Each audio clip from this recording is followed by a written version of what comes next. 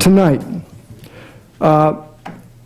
we have Roderick MacFarquhar here, and I can't think of anybody who is better qualified really to introduce us to this topic. It's an interesting topic because it raises the question of, does history just vanish? Or do historical periods that countries go through, particularly ordeals, leave indelible traces, recessive genes, if you will, that keep expressing themselves as time goes on? Rod MacFarquhar is the Leroy B. Williams Professor of Government at Harvard. He was trained at Harvard and the London School of Economics. He is now the director of the Fairbank East Asian Studies Center at Harvard, and has written numerous books, 100 Flowers Movement and Chinese Intellectuals, the 2 volumes of the Cambridge History of China, which he edited with John Fairbank, The Secret Speeches of Chairman Mao, and The Origins of the Cultural Revolution, a multi-volumed work, which is really unsurpassed in its field. What's interesting about Professor MacFarquhar is that he's not only a scholar, but I'm happy to say he did a time wearing the journalistic cloth in Britain and was also a member of Parliament. So he brings to, I think, the discussion of politics a very well-rounded perspective. After a short talk, he and I are going to have a conversation on the ways in which the Cultural Revolution and Mao's revolution in general still does express itself in China today, and then we'll throw it open to questions for you all on the floor. So, Rod, the floor is yours.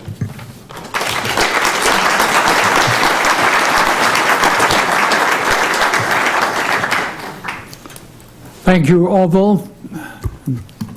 Thank you, Chancellor, for having us to that wonderful party in honor of Richard Liu, and I feel particularly honored to give this lecture, having heard in some detail the enormous benefits which Mr. Liu has conferred upon this university. I won't try and steal him, don't worry, Chancellor. I know I couldn't do it. Orville said a short talk. This talk has varied in size over the weeks that we've discussed it. But of course, what he calls short, I will just be clearing my throat. So we'll see how short it is, but we will get to a chat in due course. I originally thought that we were going to talk just about the Cultural Revolution, but the title I see is Mao's Revolution, What Remains? Or what might be called Mao's Revolution, What's Left of the Left?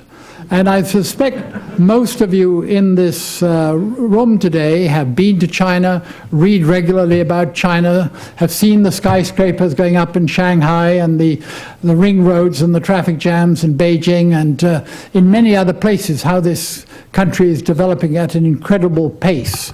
And the debate, of course, going on in Washington, is it a promise or is it a threat? And that debate, of course, will continue. But what I thought I would do is to talk about the subject that I was given, but link it to the Cultural Revolution because it is inevitably linked to the Cultural Revolution. Because in his dying year, Mao confided to a few of his confidants that he had done 2 things in his life.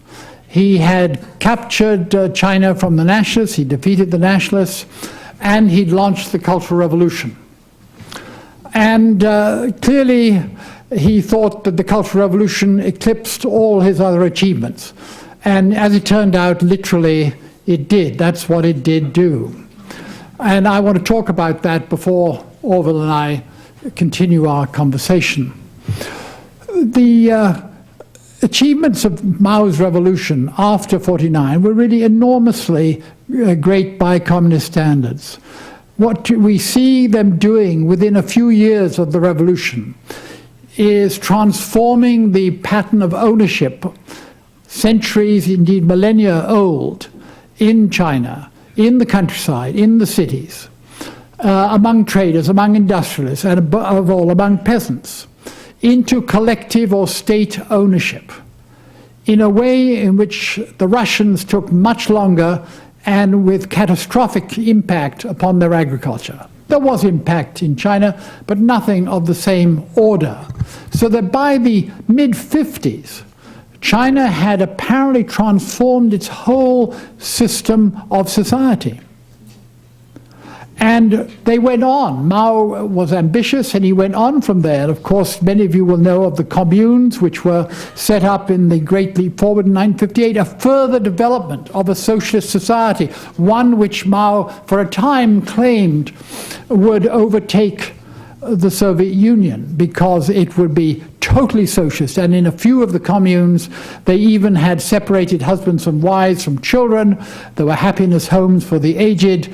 And the normal eating patterns at home were stopped, and people began to eat in communal mess halls. This was an experiment which, fortunately for Chinese and fortunately for Mao, did not go on for too long, but it was a major attempt to transform what China was into something totally new. And we'll come back to that in the Cultural Revolution. So by the mid to late 50s, China had already transformed its society.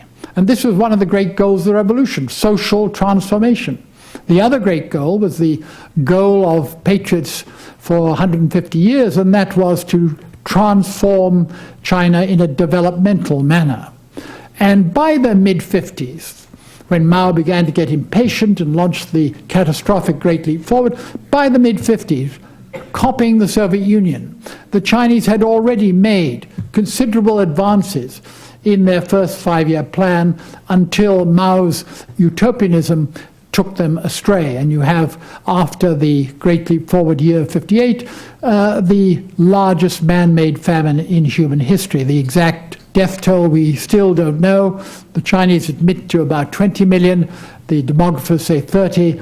Some Chinese investigators after the Cultural Revolution suggested it might be even 40. It's a figure which none of us can comprehend, and it was a disaster. And in the wake of that disaster, an attempt was made to go back, to retreat a bit from the collectivism, to give more incentives to families. And Mao vetoed that. And he decided at that point that he felt that despite the fact they had fought the revolution together, despite the fact they had built a strong, united China together in the 50s, that maybe some of his colleagues were going soft. And he looked at what had happened in the Soviet Union. Now, the Soviet Union was no longer backing China in various ways. And he came to the conclusion, a very Maoist, a very Chinese perhaps, and certainly a non-Marxist conclusion, that what was happening in the Soviet Union was that the leadership was transforming the society and the economic base. You know, the Marxists would say that the economic base will determine the nature of the superstructures, the society. And the chairman said, no, what had happened under the rule of Khrushchev and others was that the leadership were transforming the society back towards capitalism. And he became obsessed with this idea. How do we prevent China from going capitalist? How do we prevent our people from becoming revisionist, as the term was, revising Marxism, Leninism, and going back towards capitalism? And out of that came the theory of successors. What was necessary was to train, let me just turn this one on too so I can walk around. The necessity was to train successors so that the next generation would be more revolutionary than the current generation. They might have fought in the revolution against the nationalists, but they were now in their places of power, and it had made them soft. In fact, what Mao was developed in a very crude manner was what the Yugoslav dissident communist Milovan Djilas had developed in the 50s, the theory of the new class. How when communists come to power and there's no challenge, they are able to become a bureaucratic overlay upon society upon which they feed. And Mao had grasped that idea. He didn't formulate it clearly as a theory, but he grasped that as an idea, and he determined to change it. And in the process of thinking about how to change it, he decided we must have a new generation of revolutionary successors. How do they become revolutionary in a non-revolutionary situation? And that's where we come to the Cultural Revolution which really negated all the achievements that he and his colleagues, and even the ones that he especially personally had, that had already been brought about. The idea was we must unleash society against the state. We must unleash, as it turned out, the young people of China, but not just the young people. We must encourage them to make revolution by bombarding the headquarters, as Mao's phrase was, by attacking the seat of potential revisionism, namely the party itself. Mao had never attacked the party before. And no one had ever attacked the party before. Stalin purged millions, but he used one institution to purge another institution. He would never be so stupid as to unleash society against the state. But that was what Mao's idea was. But what happened in the first instance was, in order to be able to give the young people a fair run, he had to first unseat some of his closest colleagues. And I don't have the time to go into this here. We go into it, a co-author and myself go into it in a book on the Cultural Revolution, which we'll be publishing next year. But basically, Mao, using his old guerrilla instincts, started a campaign against a series of leaders, picking them off one by one, so that by the end of the year 1966, all his major enemies in the party, people who he thought might stop him, were eliminated. Now, many people in China began to think later that the Cultural Revolution was just a power struggle. And had it just been a power struggle, and it was partly that, had it just been a power struggle, Mao could have stopped there. What Mao, you could say, had been worried about was that just as Khrushchev had been overthrown by his colleagues in —64, so perhaps Mao could be overthrown by his colleagues because he had done things which were even more stupid than Khrushchev had done and was accused of by his colleagues. So there was an element of paranoia on Mao's part in getting rid of these people. But he didn't stop there.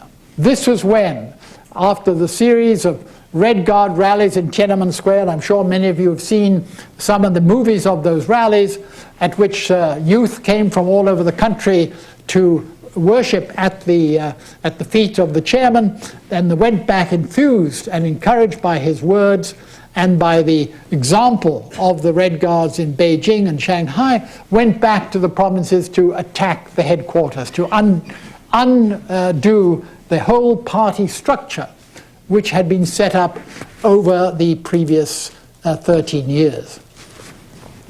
And I want to try to emphasize for you how important this was. The Chinese party was perhaps the best organized and best led party in the communist world at the time of the beginning of the Cultural Revolution. It had survived this fantastic famine which had gripped the country. It had survived all sorts of buffetings. And now it was being undermined from within. And yet this was one of the most important ways in which China was held together. And the Communist Party of China has to this day never recovered the legitimacy and the authority which it had in 1965 before the Cultural Revolution started. That's one of the blows which Mao dealt to the revolution which he helped to create, which he led in 1949, the undermining of the authority of the Chinese Communist Party. To make up for that, of course, there was an enormous hype of Mao's ideology, Marxism, Leninism, Mao Zedong thought. This was what was going to show people how to be revolutionary, how to be militant, how to find the way towards a different future. And here I want to emphasize what Mao was about. In a sense, I think he was the last of Chinese conservatives. This may sound very odd. There was a famous historian of Stanford and Yale, Mary Wright, who wrote a book called The Last Stand of Chinese Conservatism about mandarins in the 19th century who attempted to refurbish the Chinese system in the face of Western imperialism. And ever since then, there has been an instinct among Chinese of whatever political flavor that we have to develop the country. Yes, we've got to make it strong. We've got to eliminate the possibility of our being held to ransom by imperialism or anyone else, but we must do it on our own way. The phrase in the 19th century was Western studies for the practical use, Chinese studies for the basis. The problem was, by the early 20th century, it wasn't clear what the Chinese basis was. Confucian empire had collapsed. Confucian social ideas were under attack by the intelligentsia. And what Mao and his colleagues had provided in 1949 was a new essence, admittedly a foreign essence, but a new one, which embraced the whole society and the whole polity, exactly like Confucianism had. And what Mao was trying to do, I think, in the Cultural Revolution was to go a step further and to make a revolutionary society almost in continual movement, and so make China different from everyone else. This is something the Russians hadn't tried. It's something no other communist country had tried. And he was going to show how China could be different. It was an attempt, the last attempt, I believe, it will prove to be, to ensure that China would be special. China would be modern eventually, but China would be special and different from everyone else. The result of these endeavors, I think, was that he was defeated himself. Because, as you know, the Cultural Revolution was a period of enormous chaos, followed by a period of stagnation, until Mao died. And the result was a terrible reaction by the people who survived him, notably Deng Xiaoping, but many others contributed to it during the 80s and 90s. A reaction. Why? Because they looked around them. And in East Asia, they saw that while they had been tearing themselves apart, other countries, other places, had been able to develop. Taiwan, which had been the refuge of the beaten remnant of the Kuomintang, was now a prosperous society. South Korea, where Chinese armies had marched only 15 years earlier, was now a prosperous society. Japan had recovered from atomic bombing and American occupation and was a prosperous society. And China, which in 1949 had the best chance of being the most developed, by 1979 had totally thrown away that opportunity. So there was an enormous reaction as a result of the Cultural Revolution. The Cultural Revolution is really a massive dividing line in modern Chinese history, and not just in modern Chinese history, but in Chinese history. Let me give you one example. Why Chinese history? Mandarins wanted China to be prosperous, of course, and so did the communists. But Mandarins never said to get rich is glorious. That kind of idea that profits are not a dirty word, not a dirty word, would never have been said. And the idea that the state should allow private enterprise to grow up, perhaps even to be big like it was before the revolution, and maybe even to have powers that could challenge the state, that would never have been tolerated before. So what you're seeing in China today is a massive reaction, not just to the communist system, but also to the traditional Chinese system. And this is brought about by the extent of the damage and the waste of talent, of time, of the economy that Mao brought about in the Cultural Revolution. And another thing which has resulted has been the discarding of doctrine. Marxism and Mao Zedong thought was so hyped during the Cultural Revolution that Deng Xiaoping decided it had to go. It could not be accepted in the way that had been trumpeted during the previous decade. Of course, it's still there. It's one of 6 cardinal principles.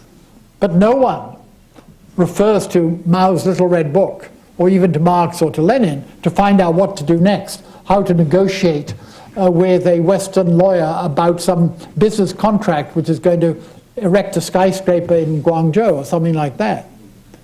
That's no longer practice, as Deng's people were fond of saying. Practice is the sole criterion of truth. If it works, we'll do it.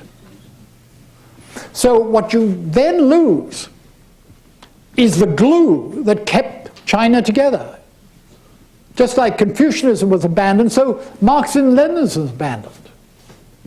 And so you have in China today a party which has been undermined. It's 65 million strong or weak, whichever way you like to look at it. But many people joined that party, perhaps the great majority joined it because it's the Rotary Club to a better career.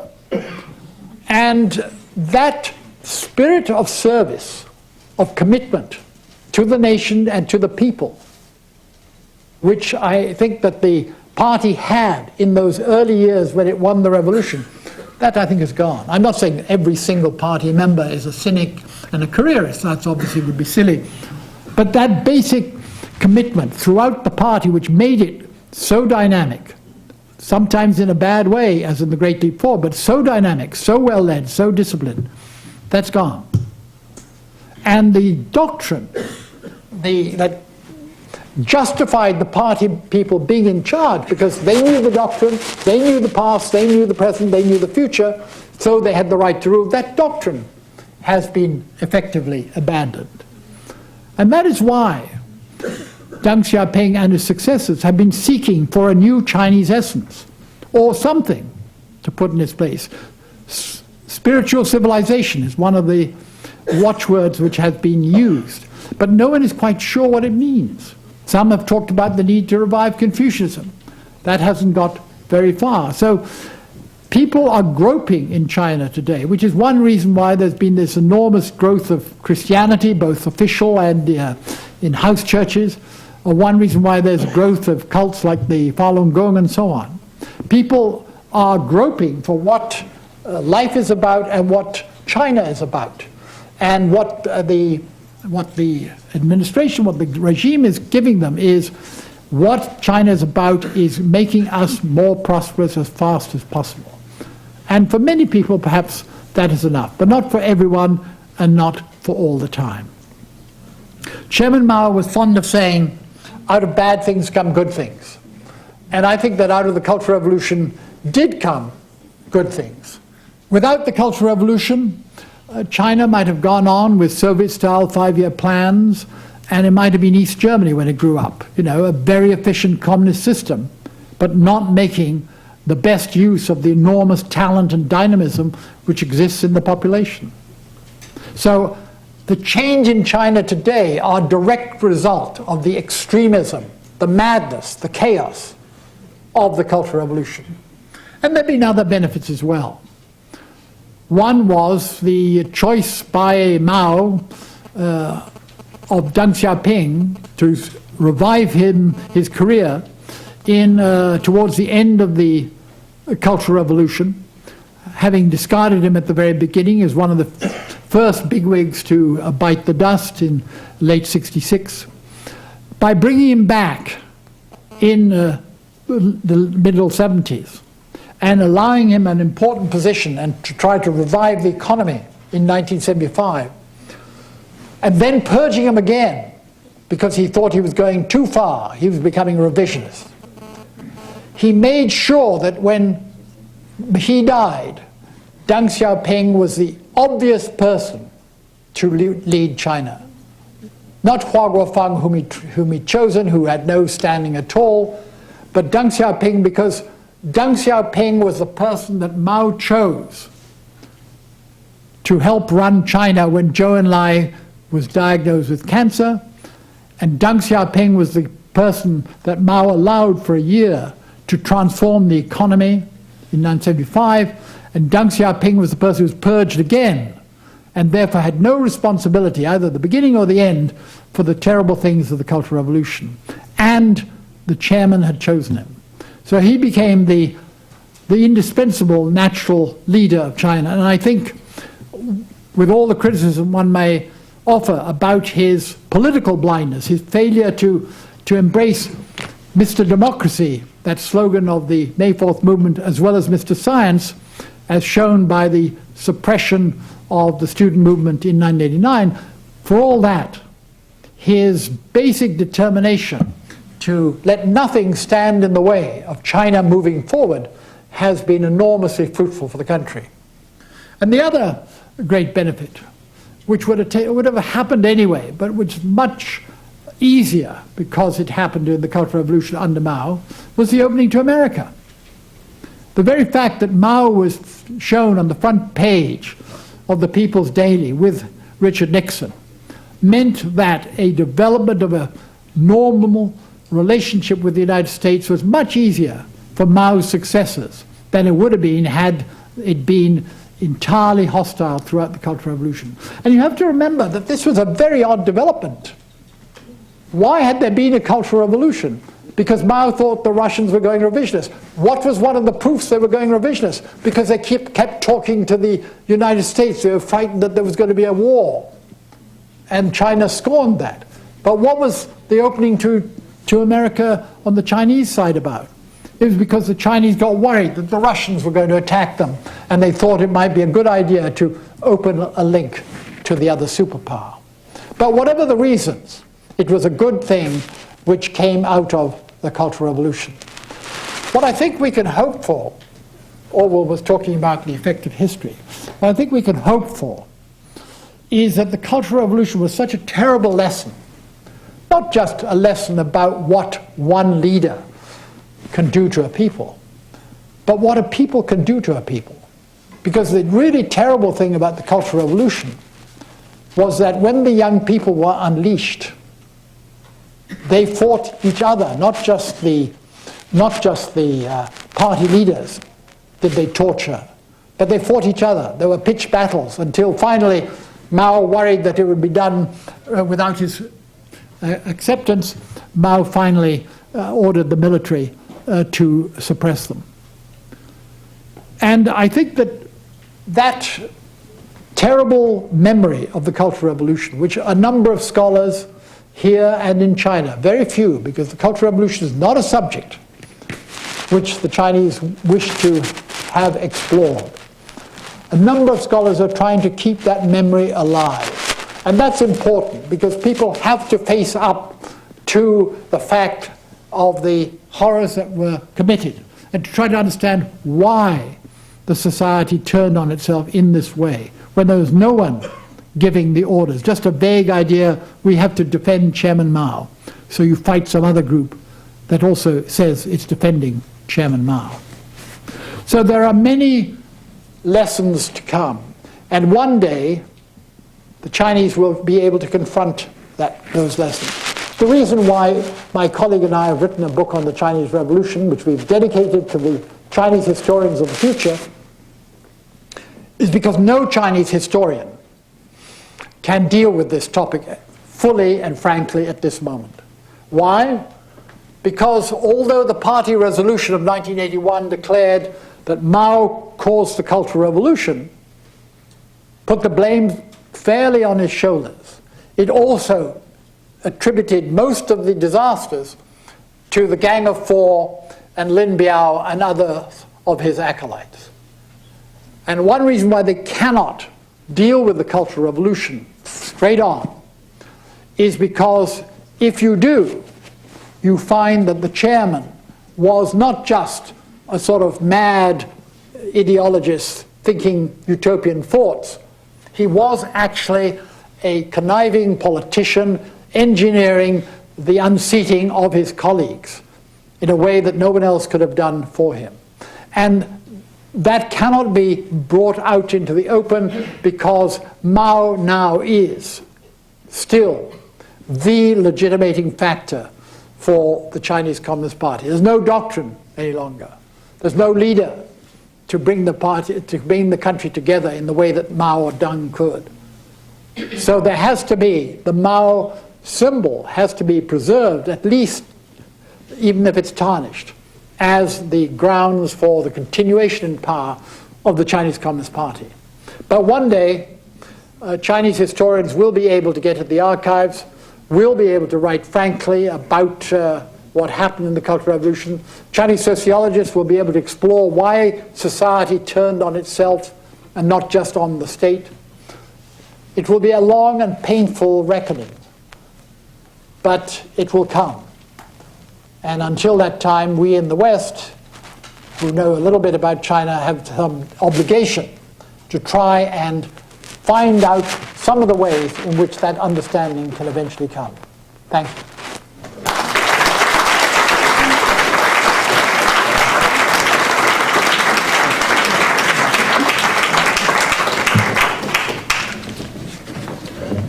Well, thank you, Rod.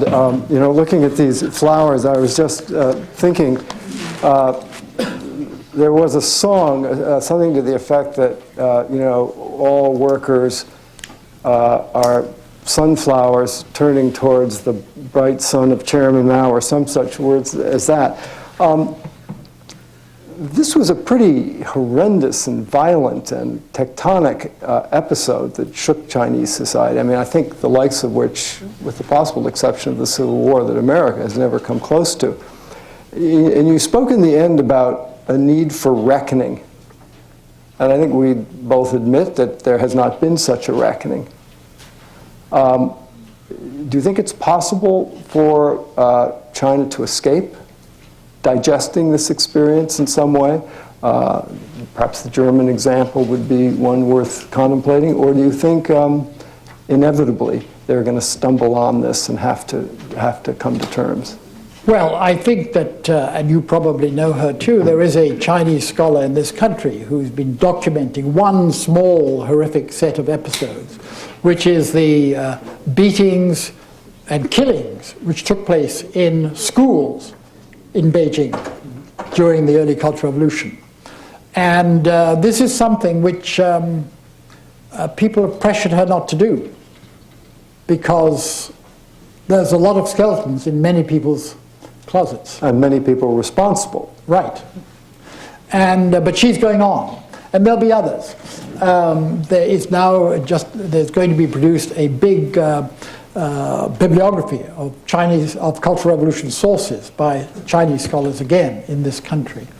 And let me be fair, there have been one or two books, which I'm sure you know, Orville, written by Chinese scholars in China on the Cultural Revolution, which have been very revealing, even if they're not able to give a final verdict. What they do is a very Chinese way of writing history, is they don't say, this man was an ass or this man was evil.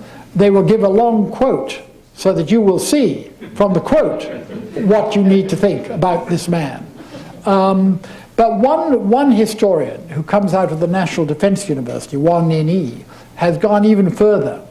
He, in an article which he wrote in the special supplement to an agricultural journal in northeast China, which never normally had special supplements, and this article wasn't on agriculture, he in effect accused Mao of being a liar in something he said about Lin Biao. And that article only published there, and I think it's republished now in Hong Kong.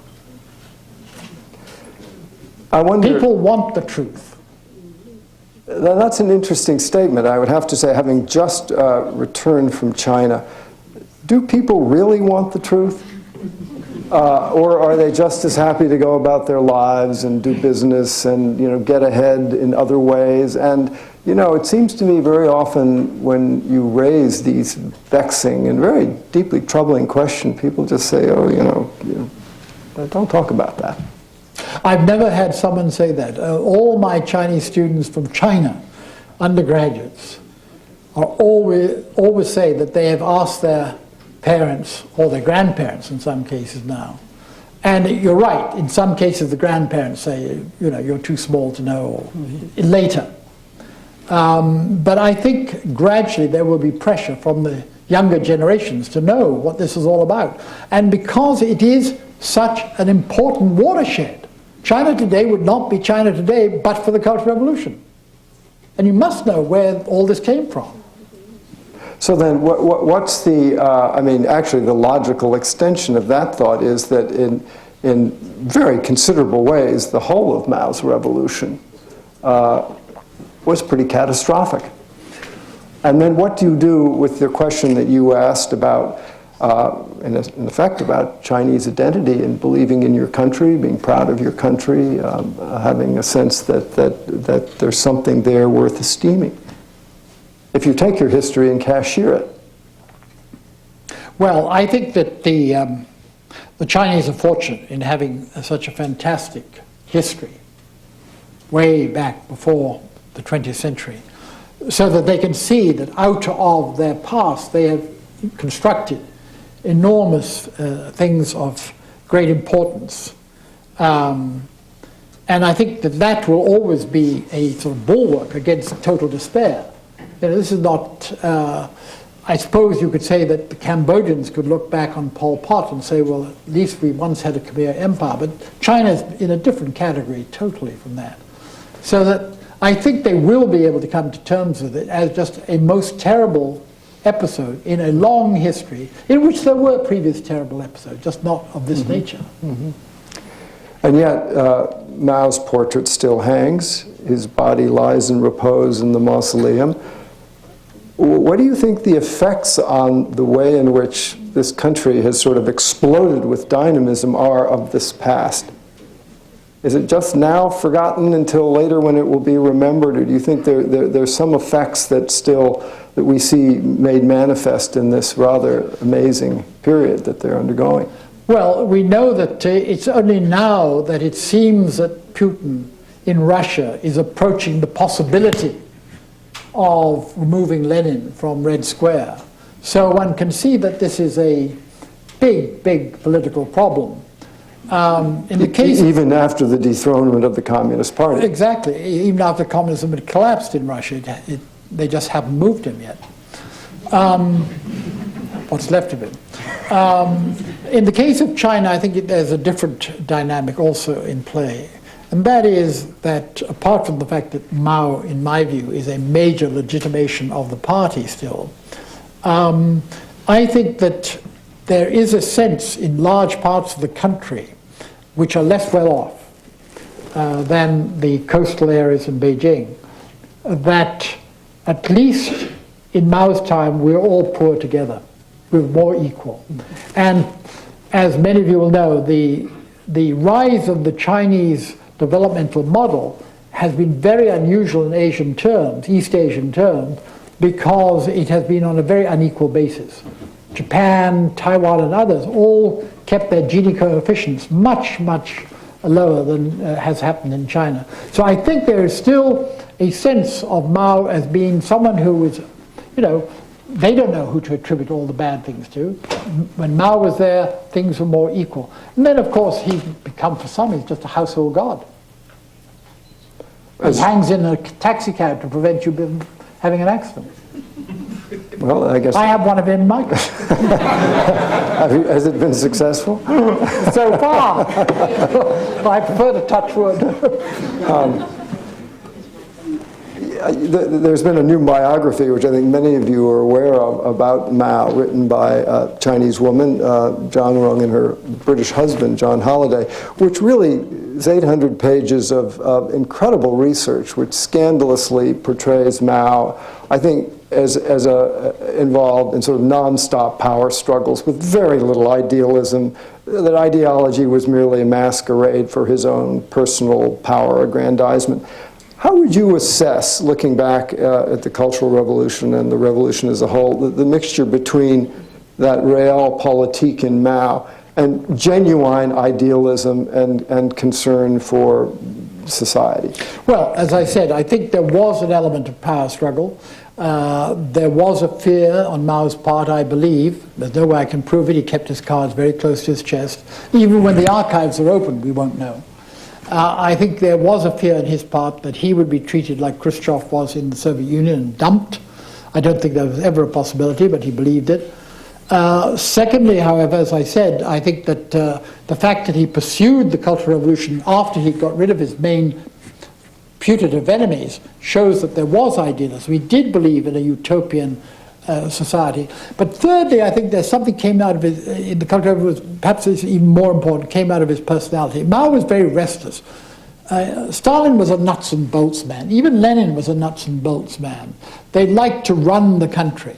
Mao, once China became a sort of settled society after the first few years of strong party activism to make sure that people obeyed the party and the government, after that, things were settling into a Soviet-style routine. And Mao was not a routine man. He loved revolution for its own sake.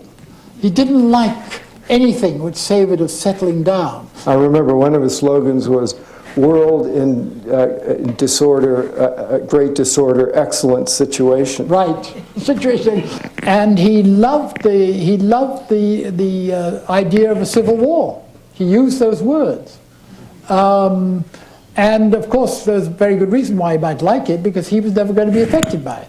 At least he hoped not. So I think that it was his personality as well. While there was revolution in some form of the term, and the Cultural Revolution was certainly that in spades, he was in control of the agenda. This was his métier, revolution. Running a country was not his métier, and he ran it into the ground. Do you think ultimately when he is dethroned, he will live on in some sort of tutelary god fashion, or do you think there will come a time when people will look at him as the monster he is portrayed in this new, rather extraordinary biography? Or has he already gotten an iconic status which will never be completely abolished? Let me just say one word on the biography. I think that it's very unfortunate. I've only read the section which I needed to read, see if there's anything relevant to my book on the Cultural Revolution. I think that I envy the time that they had to spend. I envy the access they apparently had. And I deeply regret what use they put to it, because it's a monomaniacal portrait of Mao, which is not convincing and which makes bad use of evidence, at least in the parts that I've looked at. Leaving that aside, I think Mao will remain a sort of household tutelary deity for many generations to come. That's my guess, because for many generations to come, many Chinese people are going to be living rather simple lives. They're not going to be in the skyscrapers of Shanghai. But I think that in the long run of history, Mao will emerge as yet one more conqueror. And there have been many conquerors. Many people have united. Not all very nice people. No, Qin Shi Huangdi, to whom he liked to be compared, was not a nice person. But he still looked back on as a person who founded a united China. So I think Mao will be seen in that light as someone who, after a century of foreign invasion and civil war, united the country and then almost destroyed it. Of course, the idea of uniting China is very important to Chinese after that century of predation by the West. But I wonder, as China tries to kind of reconstruct its sense of itself after being sort of canceled these various times, how do you imagine it's going to finally conceive of itself? I mean, it's had Confucianism, it's had Chiang Kai-shek and his sort of nationalist Christian Confucian synthesis, then you had Mao's revolution, then you had Deng Xiaoping's pragmatism, and now you have heavens knows what. But so what is this country to think of itself as standing for from this time henceforth? Well, if the leaders of China have not yet been able to think what that is, it's going to be difficult for me to have an idea. But it's a pretty essential question, would you? It is a very essential question, especially if you're running China. Yeah. Fortunately, I'm not. Which providentially we are not. Fortunately for the Chinese, I'm not. I think they will come to terms with. I mean, you remember in the early years of what was happening after Deng Xiaoping came back to power in the 80s, in order to disguise what he was doing, which was encouraging East Asian type capitalism, or one of its forms, he said, we're building socialism with Chinese characteristics. And what I say to my students is that is nonsense. If you want socialism with Chinese characteristics, you go to Singapore. If you want capitalism with Chinese characteristics, you go to Hong Kong. If you want democracy with Chinese characteristics, you go to Taiwan. So what is China? 1.3 billion people with Chinese characteristics. And that is the problem. And I think what the Chinese will have to accept, and they will not accept this until they are a democratic system. What form of democratic system, I don't know. But until they're in a position to choose their leaders and to be able to feel that they are masters in their own house, until that time, they will not accept the fact that to be Chinese is simply to be the heirs to a great civilization, to be the creators of a modern state and society, and to live prosperously and hopefully peacefully with their neighbors. And that should be enough. But it will only come when people feel they're masters in their own country. It's only when you have a leadership which says we are the only possible leaders, that that leadership has to say, and we're about this. And this leadership doesn't know what they're about. So you can imagine a time when China would be sort of pluralistic, and where it would not be such an essential a question of who we are, what's the race. We're Chinese. Yeah. And we live in China. We have a great civilization. Well, we have remnants of Confucianism in our daily social practice, even if we're Chinese Americans. You know, those sort of things will persist. Well, given that situation, how do you think the United States might best deport itself towards this country in terms of sort of not exacerbating cultural tensions or political tensions? What's the right line of attack, or perhaps attack is the wrong word in this particular case? What's the right angle of repose? Let's be a little more passive for America and its relations with this incredible country, wherever it is that it is. Reminds me of the question of how do hedgehogs make love? The answer is carefully. Carefully is how America should approach China. I mean, there is this debate about, is China going to be a threat? Is it not going to be a threat? How should America comport itself? I think that America should walk on 2 feet. It should, as Chairman Mao used to say. On the one hand, you try to bring China in, as successive administrations have done, and the Chinese have responded to, into the world community, the global community. And you argue about trade deals, you argue about quotas and all the rest of it. And on the other hand, because there will always be people, while China is a communist country, who worry about it, you will have the people in the Pentagon just keeping a weather eye open.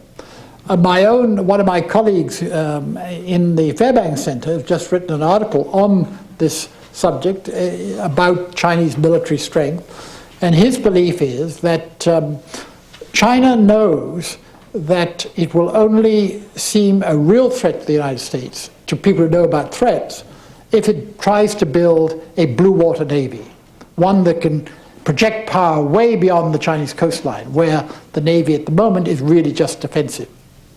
And he thinks they're not going to do that, because they're far too smart to do that. They're going to build up gradually. Chinese have time on their side, they can think. And what's your answer to people who say, you know, perhaps who've lived through regimes like this, and who say, you know, once a Leninist, always a Leninist, you cannot trust them, do not count on peaceful evolution. The Communist Party is not going to allow itself to be evolved peacefully out of power. How do you respond to that scenario? Well, I think that scenario is absolutely correct. I think that that Hu Jintao did not come into power in order to preside over the demise of the Chinese Communist Party. He has the example of Gorbachev, who also thought he was strengthening the Communist Party and brought about his demise. And so they are going to be, Hu Jintao seems to me to be a very cautious man. He's had to be cautious as he's maneuvered his way to the top. So I don't think that there is a plan which is going to emerge from the Politburo as to how to gradually transform China into a democratic country. That peaceful evolution, the word which they hate, which was what John Foster Dulles originally foisted on them, that's something that they're going to embrace.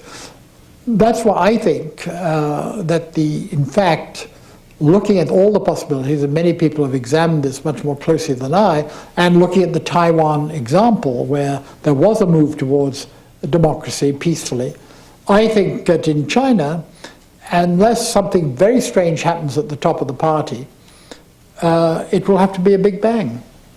Not a very enormous nationwide big bang, perhaps, but you know, we almost saw it happen in 1989. You were there, I think, at the time. In 1989, there were peaceful demonstrations with Deng Xiaoping, with the memories of what happened to his son in the Cultural Revolution and memory of what the Red Guards did, saw as a real danger. And Deng Xiaoping in 1989 proved why Mao had been right to select him as the person to bring back in 75, and had been the person that he had always admired and whom he never allowed the Gang of Four to sack from the Communist Party. Because Deng Xiaoping had the determination and the prestige to hold that society together, to save Mao's 49 revolution. He threw out Mao's Cultural Revolution, but he saved the 49 revolution.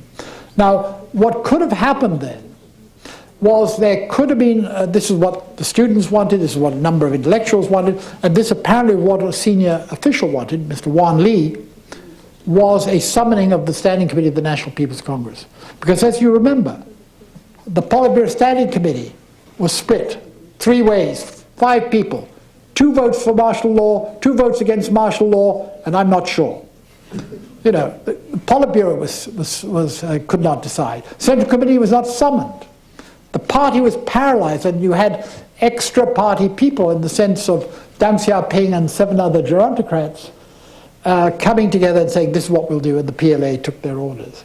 Now, had that not happened, had Deng Xiaoping been dead or not quite as determined as he was, you could have seen a peaceful evolution. But that didn't happen. And I think that those 65 million party members have not joined up in order to have their perks and privileges taken away by Hu Jintao saying, hey boys, we need democracy. So I gather that you were not an optimistic sort of proponent of the idea that peaceful evolution is the best course and most likely to happen. Well, let's separate that out. Is it the best course? Yes. Yep. Is it likely to happen? No. So in other words, by your prognosis, you don't see China being able to get out of this old model that was laid down in the 50s that still coheres in certain ways underneath all of the economic change. You don't see it as being able to slowly molt out of this old system into something new without some major bump in the road. In the 80s, I thought so. Yeah. Sadly, I no longer do. And do you think this will turn on economic problems triggering something, or how do you imagine that it'll come apart? You asked me to predict about the future again. Well, I'm asking you to reflect. I've been wrong on this before, I'll tell you quite frankly, so I'm going to be wrong again. We all have. I mean, I remember in January 1989, we had a very distinguished, by then dissident, but former deputy chief editor of the People's Daily, was at the Fairbanks Center for a couple of months. He said before he came to America, he'd asked one of his friends who taught at Peking University, said, what are the students like these days? He said, well, they're interested in TOEFL and playing mahjong. And he was proved wrong in a few months. So the Chinese got it wrong there. And then I thought after that it'd be very unlikely that the students would go on the streets to be shot again. So maybe it'd be the disenfranchised, the fired workers who would go on. You know, there'd be some explosion in the Northeast, some police chief would get itchy and people would be shot and there'd be a... Turned out to be the Falun Gong. None of us ever thought of it. I don't blame myself because Jiang Zemin didn't think of it either. Nor did state security or public security. So I don't know how it's going to happen. But that it will happen, I am sure, because this is a society of 1.3 billion people. It cannot be run from one center, as Russia was in 1917, as Marx planned in the 19th century. It cannot be run that way. You can run it if you're going to have a Dajai-type approach to economic development, where you say, Dajai is fantastic. Every farm in the country, no matter what its economic, ecological, climatic conditions, will copy Dajai, and disaster ensues. You can't run the country that way, and no one wants to run it that way now. So it's a country which is going to have to be... the only peaceful evolution I can see is that the central government relaxes its control over the economy of the provinces, as to some extent it has done, that we talk of fiscal federalism, and that gradually some of the coastal provinces the Jiangsus, the Zhejiangs, begin to experiment and say, please, sir, can we experiment with township elections? Can we experiment with county elections? And use that as a way of going forward. But I think that even that is less likely, because I just think that the party officials do not want to lose control.